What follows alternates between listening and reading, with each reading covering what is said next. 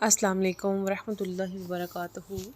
رب اشرح لی صدری ویسر لی امری واحلل عقدۃ من لسانی یفقہوا قولی رب زدنی علما۔ اللہم صلی علی محمد النبی الامی وعلی آلہ وسلم تسلیما۔ الحمدللہ، آج ہمارا 13واں پارہ شروع ہے۔ سورہ یوسف، آیت نمبر 53۔ اعوذ باللہ من الشیطان الرجیم، بسم اللہ الرحمن الرحیم۔ اللہ کے نام سے شروع جو نہایت مہربان، ہمیشہ رحم فرمانے والا ہے۔ اور میں اپنے نفس کی برات کا دعویٰ نہیں کرتا، بے شک نفس تو برائی کا بہت ہی حکم دینے والا ہے، سوائے اس کے جس پر میرا رب رحم فرما دے، بے شک میرا رب بڑا بخشنے والا نہایت مہربان ہے۔ اور بادشاہ نے کہا، انہیں میرے پاس لے آؤ کہ میں انہیں اپنے لیے مشیر خاص کر لوں۔ سو جب بادشاہ نے آپ سے بالمشافہ گفتگو کی تو نہایت متاثر ہوا اور کہنے لگا، اے یوسف، بے شک آپ آج سے ہمارے ہاں مقتدر اور معتمد ہیں، یعنی آپ کو اقتدار میں شریک کر لیا گیا ہے۔ یوسف علیہ السلام نے فرمایا، اگر تم نے واقعی مجھ سے کوئی خاص کام لینا ہے تو مجھے سر زمین مصر کے خزانوں پر وزیر اور امین مقرر کر دو، بے شک میں ان کی خوب حفاظت کرنے والا اور اقتصادی امور کا خوب جاننے والا ہوں۔ اور اس طرح ہم نے یوسف علیہ السلام کو ملک مصر میں اقتدار بخشا تاکہ اس میں جہاں چاہے رہیں، ہم جسے چاہتے ہیں اپنی رحمت سے سرفراز فرماتے ہیں اور نیکوکاروں کا اجر ضائع نہیں کرتے۔ اور یقیناً آخرت کا اجر ان لوگوں کے لیے بہتر ہے جو ایمان لائے اور روشن تقویٰ پر گامزن رہے۔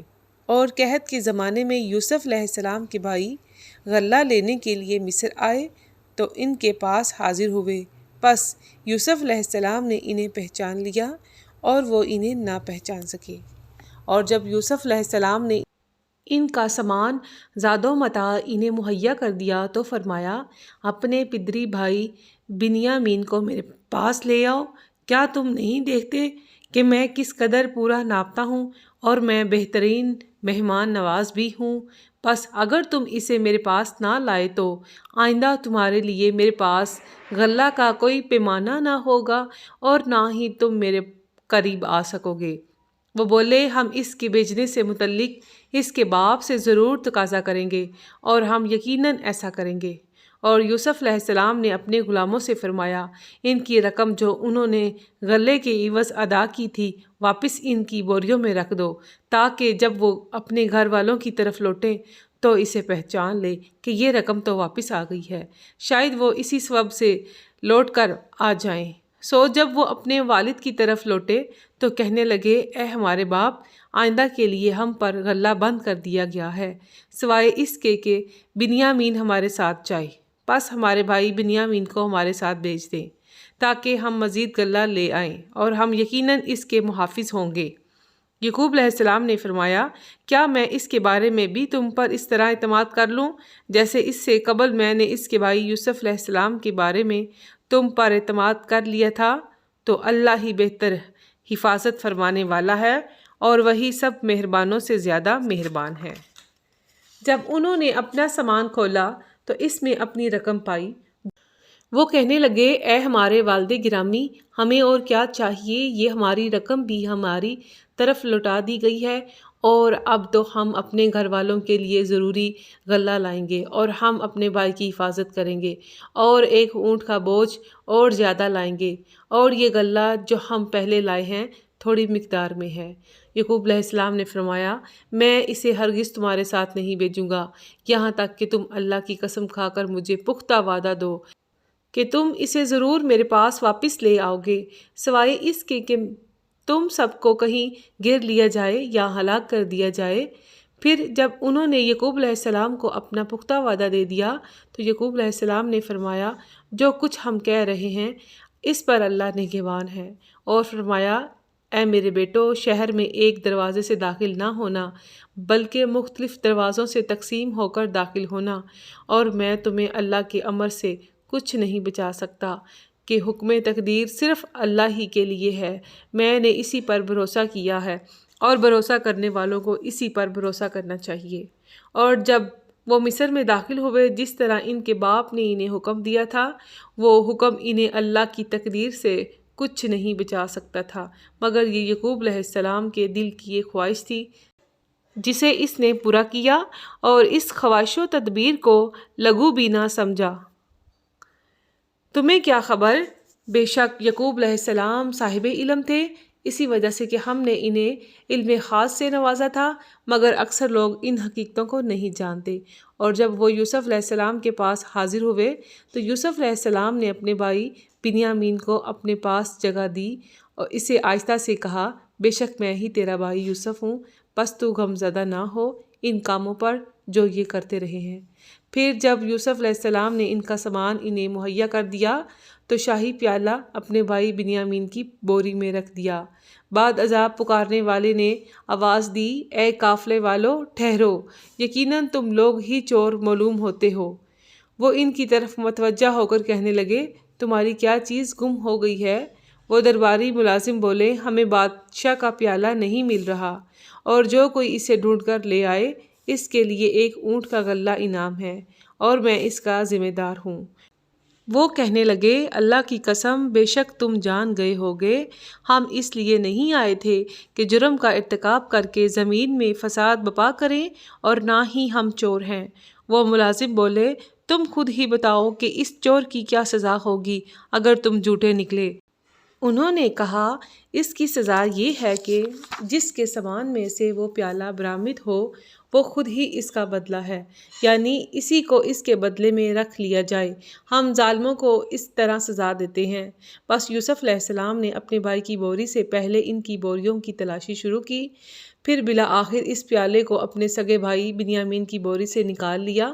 یوں ہم نے یوسف علیہ السلام کو تدبیر بتائی، وہ اپنے بھائی کو بادشاہ مصر کے قانون کی روح سے اسیر بنا کر انہیں رکھ سکتے تھے، مگر یہ کہ جسے اللہ چاہے ہم جس کے چاہتے ہیں درجات بلند کر دیتے ہیں، اور ہر صاحب علم سے اوپر بھی ایک علم والا ہوتا ہے۔ انہوں نے کہا، اگر اس نے چوری کی ہے تو کوئی تعجب نہیں، بے شک اس کا بھائی یوسف بھی اس سے پہلے چوری کر چکا ہے۔ سو یوسف علیہ السلام نے یہ بات اپنے دل میں چھپائے رکھی اور اس پر ظاہر نہ کیا، دل میں ہی کہا، تمہارا حال نہایت برا ہے اور اللہ خوب جانتا ہے جو کچھ تم بیان کر رہے ہو۔ وہ بولے، اے عزیز مصر، اس کے والد بڑے معمر بزرگ ہیں، آپ اس کی جگہ ہم میں سے کسی کو پکڑ لیں، بے شک ہم آپ کو احسان کرنے والوں میں پاتے ہیں۔ یوسف علیہ السلام نے کہا، اللہ کی پناہ کہ ہم نے جس کے پاس اپنا سامان پایا اس کے سوا کسی اور کو پکڑ لیں، تب تو ہم ظالموں میں سے ہو جائیں گے۔ پھر جب وہ یوسف علیہ السلام سے مایوس ہو گئے تو علیحدگی میں باہم سرگوشی کرنے لگے۔ ان کے بڑے بھائی نے کہا، کیا تم نہیں جانتے کہ تمہارے باپ نے تم سے اللہ کی قسم اٹھوا کر پختہ وعدہ لیا تھا، اور اس سے پہلے تم یوسف کے حق میں جو زیادتیاں کر چکے ہو تمہیں وہ بھی معلوم ہیں؟ سو میں اس سرزمین سے ہرگز نہیں جاؤں گا جب تک مجھے میرا باپ اجازت نہ دے، یا میرے لیے اللہ کوئی فیصلہ فرما دے، اور وہ سب سے بہتر فیصلہ فرمانے والا ہے۔ تم اپنے باپ کی طرف لوٹ جاؤ، پھر جا کر کہو، اے ہمارے باپ، بے شک آپ کے بیٹے نے چوری کی ہے، اس لیے وہ گرفتار کر لیا گیا، اور ہم نے فقط اسی بات کی گواہی دی تھی جس کا ہمیں علم تھا، اور ہم غیب کے نگہبان نہ تھے۔ اور اگر آپ کو اعتبار نہ آئے تو اس بستی والوں سے پوچھ لیں جس میں ہم تھے، اور اس قافلے والوں سے معلوم کر لیں جس میں ہم آئے ہیں، اور بے شک ہم اپنے قول میں یقیناً سچے ہیں۔ یعقوب علیہ السلام نے فرمایا، ایسا نہیں، بلکہ تمہارے نفسوں نے یہ بات تمہارے لیے مرغوب بنا دی ہے، اب صبر ہی اچھا ہے، قریب ہے کہ اللہ ان سب کو میرے پاس لے آئے، بے شک وہ بڑا علم والا، بڑی حکمت والا ہے۔ اور یعقوب علیہ السلام نے ان سے منہ پھیر لیا اور کہا، ہائے افسوس یوسف علیہ السلام کی جدائی پر، اور ان کی آنکھیں غم سے سفید ہو گئیں، سو وہ غم کو ضبط کیے ہوئے تھے۔ وہ بولے، اللہ کی قسم آپ ہمیشہ یوسف علیہ السلام کو یاد کرتے رہیں گے، یہاں تک کہ آپ قریب مرگ ہو جائیں گے یا وفات پا جائیں گے؟ انہوں نے فرمایا میں تو اپنی پریشانی اور غم کی فریاد صرف اللہ کے حضور کرتا ہوں، اور میں اللہ کی طرف سے وہ کچھ جانتا ہوں جو تم نہیں جانتے۔ اے میرے بیٹو، جاؤ کہیں سے یوسف علیہ السلام اور اس کے بھائی کی خبر لے آؤ، اور اللہ کی رحمت سے مایوس نہ ہو۔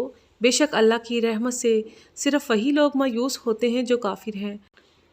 جب وہ دوبارہ یوسف علیہ السلام کے پاس حاضر ہوئے تو کہنے لگے، اے عزیز مصر، ہم پر اور ہمارے گھر والوں پر مصیبت آن پڑی ہے، ہم شدید قحط میں مبتلا ہیں اور ہم یہ تھوڑی سی رقم لے کر آئے ہیں، اس کے بدلے ہمیں غلہ کا پورا ناپ دے دیں، اور اس کے علاوہ ہم پر کچھ صدقہ بھی کر دیں، بے شک اللہ خیرات کرنے والوں کو جزا دیتا ہے۔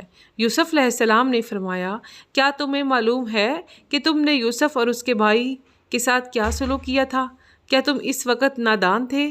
وہ بولے، کیا واقعی تم ہی یوسف ہو؟ انہوں نے فرمایا، ہاں میں یوسف ہوں اور یہ میرا بھائی ہے۔ بے شک اللہ نے ہم پر احسان فرمایا ہے، یقیناً جو شخص اللہ سے ڈرتا ہے اور صبر کرتا ہے تو بے شک اللہ نیکوکاروں کا اجر ضائع نہیں کرتا۔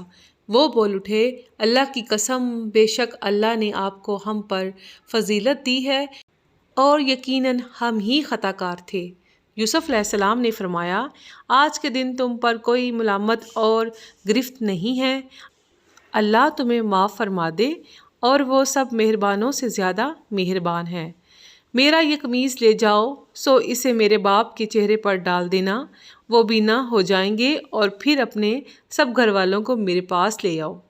اور جب قافلہ مصر سے روانہ ہوا، ان کے والد یعقوب علیہ السلام نے کنعان میں بیٹھے ہی فرما دیا، بے شک میں یوسف کی خوشبو پا رہا ہوں، اگر تم مجھے بڑھاپے کے باعث بہکا ہوا خیال نہ کرو۔ وہ بولے، اللہ کی قسم، آپ اپنی اسی پرانی محبت کی خود رفتگی میں ہیں۔ پھر جب خوشخبری سنانے والا آ پہنچا، اس نے وہ قمیض یعقوب علیہ السلام کے چہرے پر ڈال دیا تو اسی وقت ان کی بینائی لوٹ آئی۔ یعقوب علیہ السلام نے فرمایا، کیا میں تم سے نہیں کہتا تھا کہ بے شک میں اللہ کی طرف سے وہ کچھ جانتا ہوں جو تم نہیں جانتے؟ وہ بولے، اے ہمارے باپ، ہمارے لیے اللہ سے ہمارے گناہوں کی مغفرت طلب کیجیے، بے شک ہم ہی خطا کار تھے۔ یعقوب علیہ السلام نے فرمایا، میں عن قریب تمہارے لیے اپنے رب سے بخشش طلب کروں گا، بے شک وہی بڑا بخشنے والا نہایت مہربان ہے۔ پھر جب وہ سب افراد خانہ یوسف علیہ السلام کے پاس آئے تو یوسف علیہ السلام نے شہر سے باہر آ کر ہزارہ سواریوں، فوجیوں اور لوگوں کے ہمراہ شاہی جلوس کی صورت میں ان کا استقبال کیا اور اپنے ماں باپ کو تعظیماً اپنے قریب جگہ دی یا انہیں اپنے گلے سے لگا لیا اور خوش آمدید کہتے ہوئے فرمایا، آپ مصر میں داخل ہو جائیں، اگر اللہ نے چاہا تو امن و عافیت کے ساتھ یہیں قیام کریں۔ اور یوسف علیہ السلام نے اپنے والدین کو اوپر تخت پر بٹھا لیا اور وہ سب یوسف علیہ السلام کے لیے سجدہ میں گر پڑے، اور یوسف علیہ السلام نے کہا، اے ابا جان، یہ میرے اس خواب کی تعبیر ہے جو بہت پہلے آیا تھا۔ اکثر مفسرین کے نزدیک اسے 40 سال کا عرصہ گزر گیا تھا، اور بے شک میرے رب نے اسے سچ کر دکھایا ہے، اور بے شک اس نے مجھ پر بڑا احسان فرمایا۔ جب مجھے جیل سے نکالا اور آپ سب کو صحرا سے یہاں لے آیا، اس کے بعد کہ شیطان نے میرے اور میرے بھائیوں کے درمیان فساد پیدا کر دیا تھا، اور بے شک میرا رب جس چیز کو چاہے اپنی تدبیر سے آسان فرما دے، بے شک وہی خوب جاننے والا، بڑی حکمت والا ہے۔ اے میرے رب، بے شک تو نے مجھے سلطنت عطا فرمائی اور تو نے مجھے خوابوں کی تعبیر کے علم سے نوازا۔ اے آسمانوں اور زمین کے پیدا فرمانے والے، تو دنیا میں بھی میرا کارساز ہے اور آخرت میں بھی مجھے حالت اسلام پر موت دینا اور مجھے صالحہ لوگوں کے ساتھ ملا دے۔ اے حبیب مکرم، یہ قصہ غیب کی خبروں میں سے ہے جسے ہم آپ کی طرف وحی فرما رہے ہیں، اور آپ کوئی ان کے پاس موجود نہ تھے جب وہ بردان یوسف اپنی سازشی تدبیر پر جمع ہو رہے تھے اور وہ مکر و فریب کر رہے تھے، اور اکثر لوگ ایمان لانے والے نہیں ہیں اگرچہ آپ کتنی ہی خواہش کریں، اور آپ ان سے اس دعوت تبلیغ پر کوئی صلہ تو نہیں مانگتے۔ یہ قرآن جملہ جہاں والوں کے لیے نصیحت ہی تو ہے، اور آسمانوں اور زمین میں کتنی ہی نشانیاں ہیں جن پر ان لوگوں کا گزر ہوتا رہتا ہے، اور وہ ان سے صرف نظر کیے ہوئے ہیں، اور ان میں سے اکثر لوگ اللہ پر ایمان نہیں رکھتے مگر یہ کہ وہ مشرک ہیں۔ کیا وہ اس بات سے بے خوف ہو گئے ہیں کہ ان پر اللہ کے عذاب کی چھا جانے والی آفت آ جائے، یا ان پر اچانک موت آ جائے اور انہیں خبر بھی نہ ہو؟ اے حبیب مکرم، فرما دیجئے یہی میری راہ ہے، میں اللہ کی طرف بلاتا ہوں، پوری بصیرت پر قائم ہوں، میں بھی اور وہ شخص بھی جس نے میری اتباع کی، اور اللہ پاک ہے اور میں مشرکوں میں سے نہیں ہوں۔ اور ہم نے آپ سے پہلے بھی مختلف بستیوں والوں میں سے مردوں ہی کو رسول بنا کر بھیجا تھا جن کی طرف ہم وحی فرماتے تھے۔ کیا ان لوگوں نے زمین میں سیر نہیں کی کہ وہ خود دیکھ لیتے کہ ان سے پہلے لوگوں کا انجام کیا ہوا، اور بے شک آخرت کا گھر پرہیزگاری اختیار کرنے والوں کے لیے بہتر ہے۔ کیا تم عقل نہیں رکھتے؟ یہاں تک کہ جب پیغمبر اپنی نافرمان قوموں سے مایوس ہو گئے اور ان منکر قوموں نے گمان کر لیا کہ ان سے جھوٹ بولا گیا ہے، یعنی ان پر کوئی عذاب نہیں آئے گا، تو ان رسولوں کو ہماری مدد آ پہنچی، پھر ہم نے جسے چاہا اسے نجات بخش دی، اور ہمارا عذاب مجرم قوم سے پھیرا نہیں جاتا۔ بے شک ان کے قصوں میں سمجھداروں کے لیے عبرت ہے۔ یہ قرآن ایسا کلام نہیں جو گھڑ لیا جائے، بلکہ یہ تو ان آسمانی کتابوں کی تصدیق ہے جو اس سے پہلے نازل ہوئی ہے، اور ہر چیز کی تفصیل ہے، اور ہدایت ہے اور رحمت ہے اس قوم کے لیے جو ایمان لے آئے۔ سورۃ الرعد۔ بسم اللہ الرحمن الرحیم۔ اللہ کے نام سے شروع جو نہایت مہربان ہمیشہ رحم فرمانے والا ہے۔ الف لام میم را۔ حقیقی معنی اللہ اور رسول صلی اللہ علیہ وسلم ہی بہتر جانتے ہیں۔ یہ کتاب الہی کی آیتیں ہیں، اور جو کچھ آپ کے رب کی طرف سے آپ کی جانب نازل کیا گیا ہے وہ حق ہے، لیکن اکثر لوگ ایمان نہیں لاتے۔ اللہ وہ ہے جس نے آسمانوں کو بغیر ستون کے خلا میں بلند فرمایا، جیسا کہ تم دیکھ رہے ہو، پھر پوری کائنات پر محیط اپنے تخت اقتدار پر اپنی شان کے لائق مطمئن ہوا، اور اس نے سورج اور چاند کو نظام کا پابند بنا دیا۔ ہر ایک اپنی مقررہ میعاد میں مسافت مکمل کرنے کے لیے اپنے اپنے مدار میں چلتا ہے۔ وہی ساری کائنات کے پورے نظام کی تدبیر فرماتا ہے، سب نشانیوں یا قوانین فطرت کو تفصیلاً واضح فرماتا ہے تاکہ تم اپنے رب کے روبرو حاضر ہونے کا یقین کر لو۔ اور وہی ہے جس نے گولائی کے باوجود زمین کو پھیلایا، اور اس میں پہاڑ اور دریا بنائے، اور ہر قسم کے پھلوں میں بھی اس نے دو دو جنسوں کے جوڑے بنائے۔ وہی رات سے دن کو ڈھانک لیتا ہے، بے شک اس میں تفکر کرنے والوں کے لیے بہت نشانیاں ہیں۔ اور زمین میں مختلف قسم کے قطعات ہیں جو ایک دوسرے کے قریب ہیں، اور انگوروں کے باغات ہیں، اور کھیتیاں ہیں، اور کھجور کے درخت ہیں، جھنڈ دار اور بغیر جھنڈ کے۔ ان سب کو ایک ہی پانی سے سیراب کیا جاتا ہے، اور اس کے باوجود ہم ذائقے میں بعض کو بعض پر فضیلت بخشتے ہیں۔ بے شک اس میں عقل مندوں کے لیے بڑی نشانیاں ہیں۔ اور اگر آپ کفار کے انکار پر تعجب کریں تو ان کا یہ کہنا عجیب تر ہے کہ کیا جب ہم مر کر خاک ہو جائیں گے تو کیا ہم اس سرے نو تخلیق کیے جائیں گے؟ یہی وہ لوگ ہیں جنہوں نے اپنے رب کا انکار کیا، اور انہی لوگوں کی گردنوں میں طوق پڑے ہوں گے، اور یہی لوگ اہل جہنم ہیں، وہ اس میں ہمیشہ رہنے والے ہیں۔ اور یہ لوگ رحمت سے پہلے آپ سے عذاب طلب کرنے میں جلدی کرتے ہیں، حالانکہ ان سے پہلے کئی عذاب گزر چکے ہیں۔ اور اے حبیب، بے شک آپ کا رب لوگوں کے لیے ان کے ظلم کے باوجود بخشش والا ہے، اور یقیناً آپ کا رب سخت عذاب دینے والا بھی ہے۔ اور کافر لوگ کہتے ہیں کہ اس رسول پر ان کے رب کی طرف سے کوئی نشانی کیوں نہیں اتاری گئی؟ اے رسول مکرم، آپ تو فقط نافرمانیوں کو انجام بد سے ڈرانے والے اور دنیا کی ہر قوم کے لیے ہدایت و بہم پہنچانے والے ہیں۔ اللہ جانتا ہے جو کچھ ہر مادہ اپنے پیٹ میں اٹھاتی ہے، اور رحم جس قدر سکڑتے اور جس قدر بڑھتے ہیں، اور ہر چیز اس کے ہاں مقرر حد کے ساتھ ہے۔ وہ ہر نہا اور عیاں کو جاننے والا ہے، سب سے برتر اور اعلیٰ رتبہ والا ہے۔ تم میں سے جو شخص آہستہ بات کرے اور جو بلند آواز سے کرے، اور جو رات کی تاریکی میں چھپا ہو اور جو دن کی روشنی میں چلتا پھرتا ہو، اس کے لیے سب برابر ہیں۔ ہر انسان کے لیے یکے بعد دیگر آنے والے فرشتے ہیں جو اس کے آگے اور اس کے پیچھے اللہ کے حکم سے اس کی نگہبانی کرتے ہیں۔ بے شک اللہ کسی قوم کی حالت کو نہیں بدلتا یہاں تک کہ وہ لوگ اپنے آپ میں خود تبدیلی پیدا کر ڈالیں، اور جب اللہ کسی قوم کے ساتھ اس کی اپنی بدعمالیوں کی وجہ سے عذاب کا ارادہ فرما لیتا ہے تو اسے کوئی ٹال نہیں سکتا، اور نہ ہی ان کے لیے اللہ کے مقابلے میں کوئی مددگار ہوتا ہے۔ وہی ہے جو تمہیں کبھی ڈرانے اور کبھی امید دلانے کے لیے بجلی دکھاتا ہے، اور کبھی بھاری گھنے بادلوں کو اٹھاتا ہے۔ بجلیوں اور بادلوں کی گرج یا اس پر متعین فرشتہ اور تمام فرشتے اس کے خوف سے اس کی حمد کے ساتھ تسبیح کرتے ہیں، اور وہ کڑکتی بجلیاں بھیجتا ہے، پھر جس پر چاہتا ہے اسے گرا دیتا ہے۔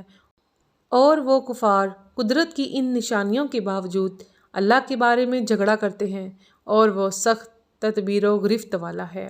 اس کے لیے حق یعنی توحید کی دعوت ہے، اور وہ کافر لوگ جو اس کے سوا معبودان باطلہ یعنی بتوں کی عبادت کرتے ہیں، وہ انہیں کسی چیز کا جواب بھی نہیں دے سکتے۔